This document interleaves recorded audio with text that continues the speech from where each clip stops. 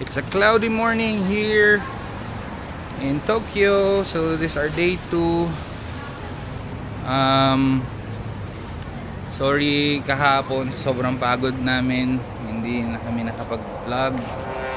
So ngayon, we'll try to visit Asakusa. Ayan si birthday boy. Yes sir. Wow!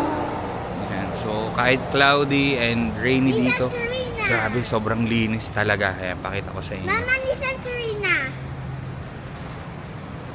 Yan.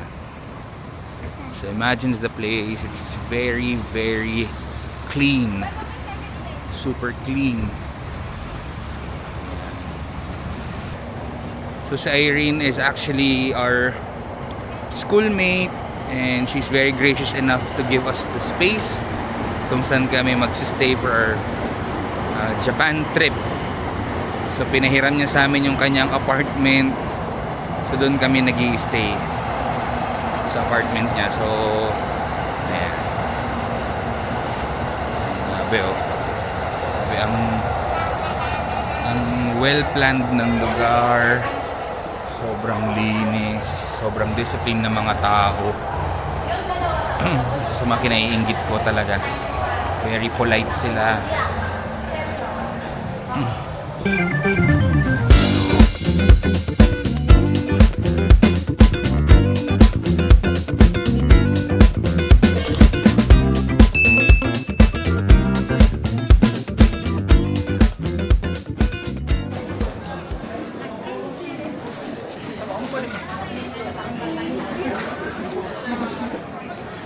We're inside a mall na puro kainan. What?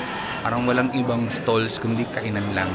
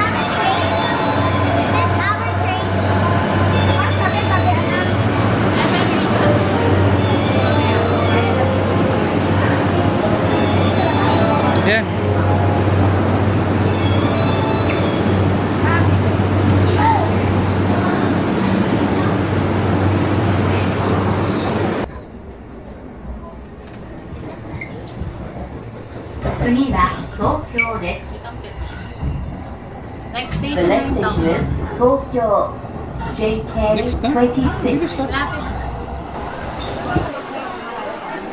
We're here at the Tomica shop. Yeah, boy. Tomica Heaven.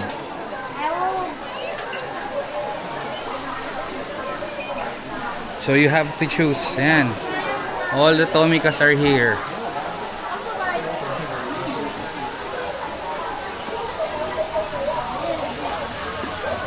Si Bulilit ay gusto ng Tomica.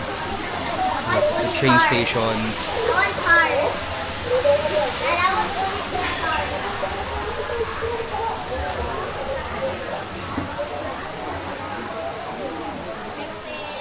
see cars.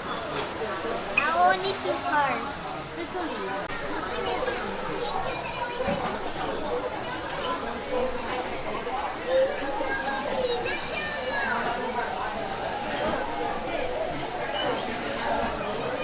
Medyo na-overwhelm na siya mga kaibigan. Hindi niya na alam kung ano pipiliin niya.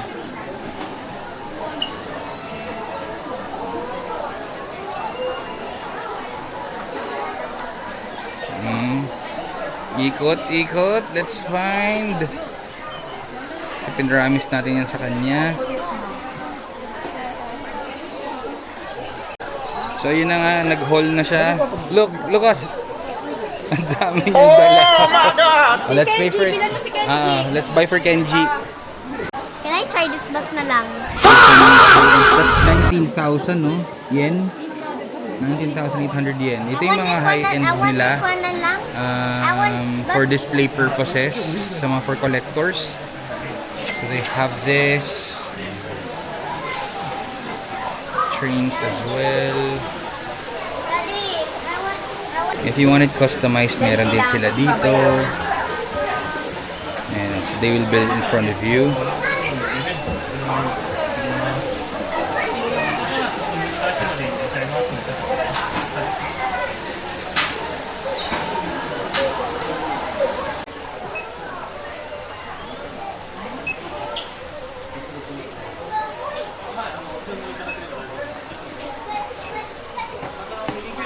So he bought, alright, it's a total of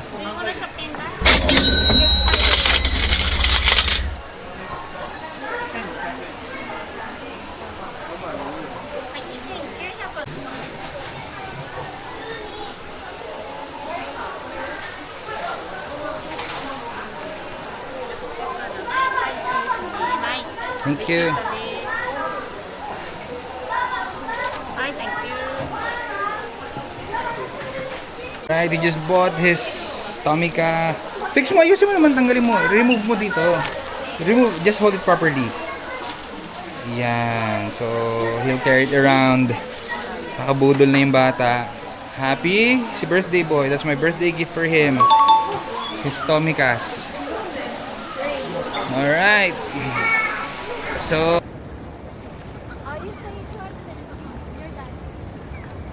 Kain mo na kuya. Busy pa si Ann.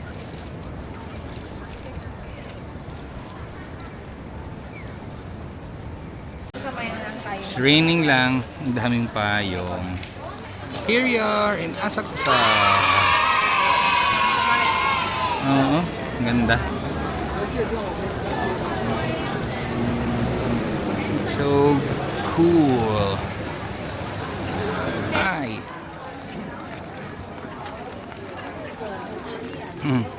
Mochi, try nyo.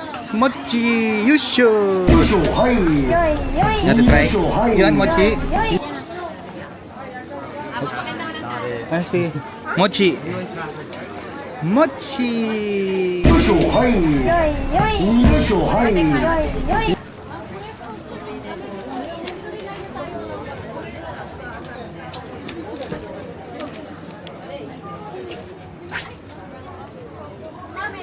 I only lick it.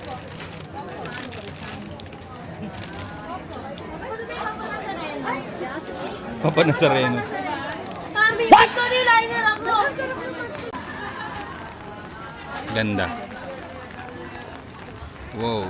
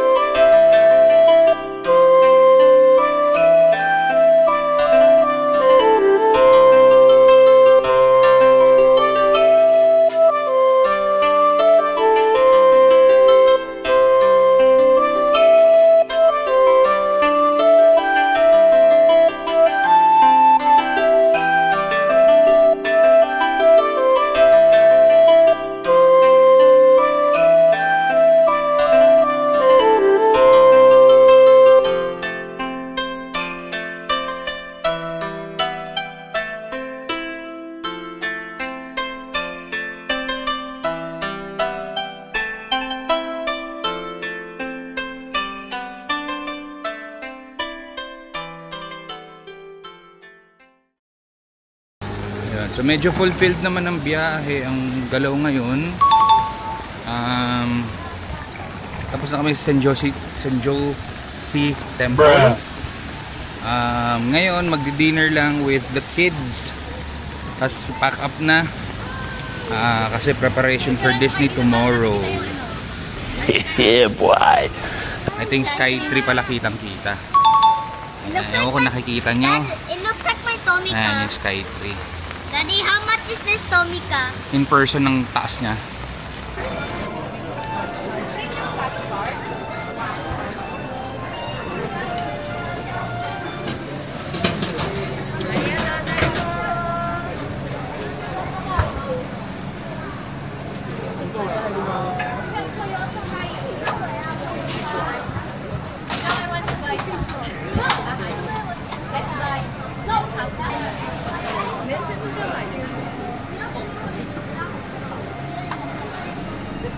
So hungry.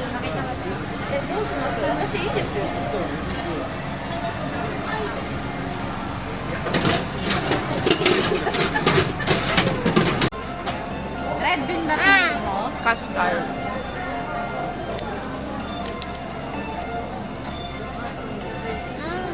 Mainit pa na.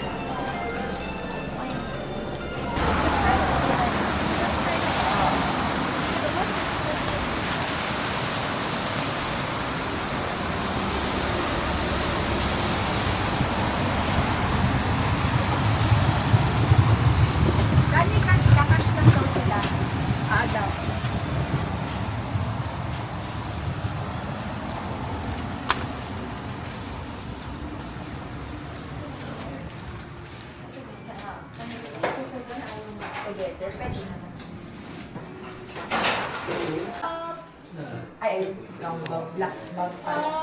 To cap the day off. Magda-date pa sila mama. Wait, tayo pa kayo ha? Mabilisan lang yung tita. 1 hour. 1 hour pwede na. 1 and a I half. love cheese.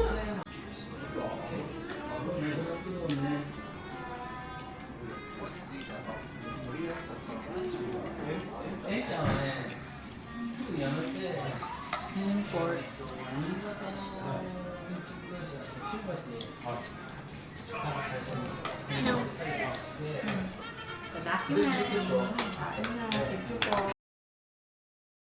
2 hours later.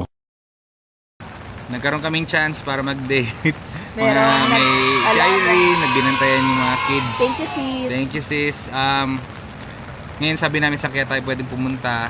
Ay, nakakita kaming may umuusok dito sa Malapit likod. sa aming condo. May izakaya dito na nakakatalagang Mapapalingon ka ba? mapapalingon ka eh. Check nyo siya. Ito siya. Numuusok kasi siya eh. Ayun o. Kahit sino ma-appetize eh. Yeah, boy. Meron talagang nangyayari sa loob na pwedeng uminom. Tara, check out natin.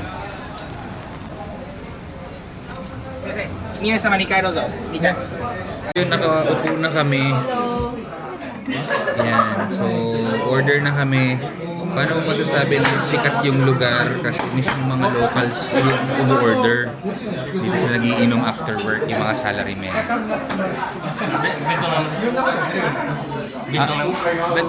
Vietnam. Yes, we'll just order. Wait. Kakatapos lang mag-order. Nagkaroon lang ng konting language barrier, but good thing. Sabi ko, nahihirapan ako mag-order kasi pati yung menu nila, Japanese. Buti na lang meron pala silang English menu. Nung nagka-English menu, okay, turo-turo na lang. So, nag-order tayo ng atay, liver, syempre pork belly, salmon sashimi. Then we ordered isaw. So titignan natin. Ito yung famous kasi nila dito eh.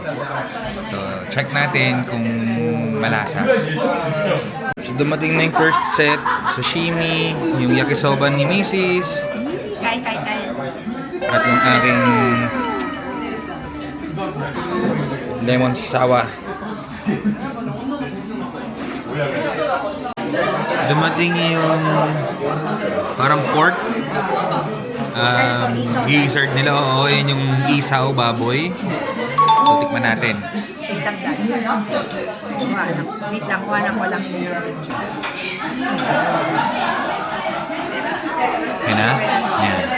So, sausaw, konti dito. Let's try. Oh, wow. Oh my God!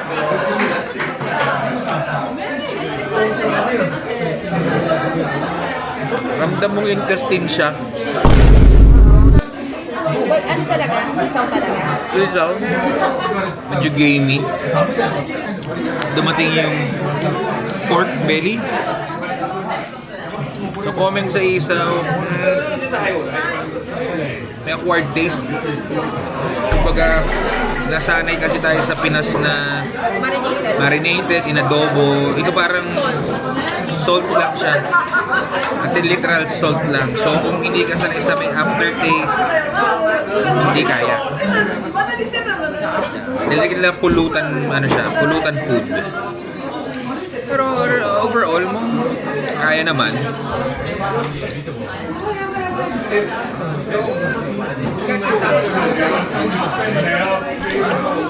Medyo gamey. Ang pure niya kasi, wala kasi silang mga... Ulit, ha? Wala kasi silang mga ingredients na anything. Salt lang, okay na sila. No? Pero alam mong malinis. Kaya, lasa mo pa rin yung linis ng pagkain. Kahit salt lang yung nilagay. Oh, linis ang sobra. Sa Pilipinas, sasabi niya natin, kaya pure food, parang puro siya marinate. Kasi nga, yung linis natin, hindi pa ganun ka super. Ito talaga super linis, kaya kahit salt lang, pwede na.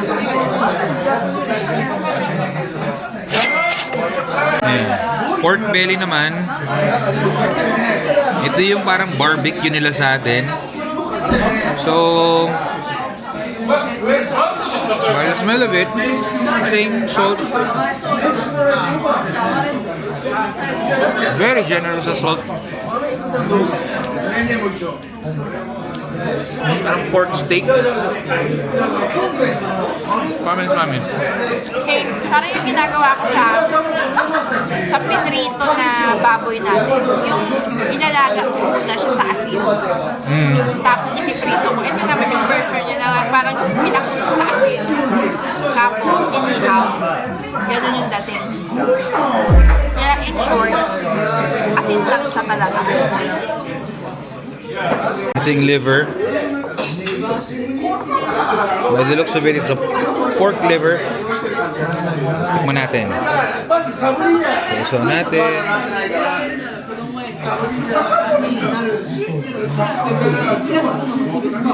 Oh God, ang sarap. Oh my God! Ang sarap. Bruh. Ang lambot.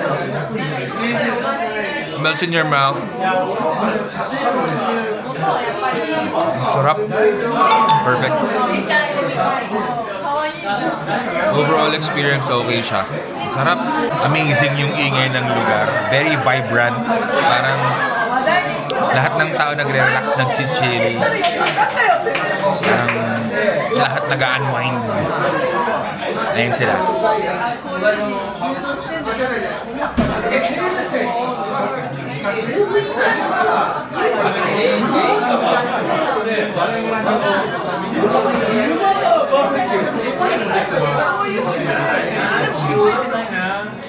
Parang saya lang ng lahat. Nagkukwentuhan parang after work. Buhay-buhay. Parang typical sa atin na nagre-relax. Diba? That's what, yun naman ang ginagawa ng alcohol sa atin. Lowering our inhibitions. Parang na-open up mo lahat. Ayan. After nyan, relax ka, chill ka. Diba?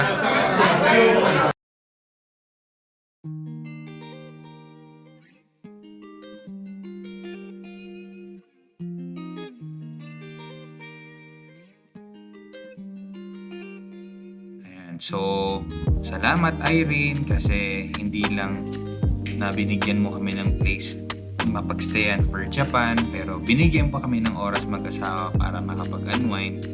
So isang malaking blessing pa rin kay Lord na natuloy itong plano namin na to, na trip na to. And at the same time, nabigyan kami ng oras mag-asawa para at least magkaroon ng alone time sa isa't isa na hindi namin nagagawa na rin sa Pilipinas. So, ang laking tulong nito para sa aming dalawa na nakapag-date kami sa Japan kahit ilang oras lang. Kwentuhan sa buhay-buhay, looking back sa memories, tsaka pinag-usapan din namin mga plan namin bilang mag-asawa.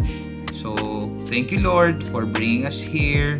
And thank you Lord for this wonderful trip. So, malaking pasasalamat sa iyo at natuloy ito. So, hindi namin ito magagawa sa lahat din ng mga tumulong sa amin. So, isa na dun sa Irene at may mga iba pang tao na tumulong sa amin. So, salamat talaga at natupad itong isa sa mga pinakamalaking pangarap namin. So, ayan, salamat sa panonood everyone and see you for our next video sa day 3 ng aming trip. Bye!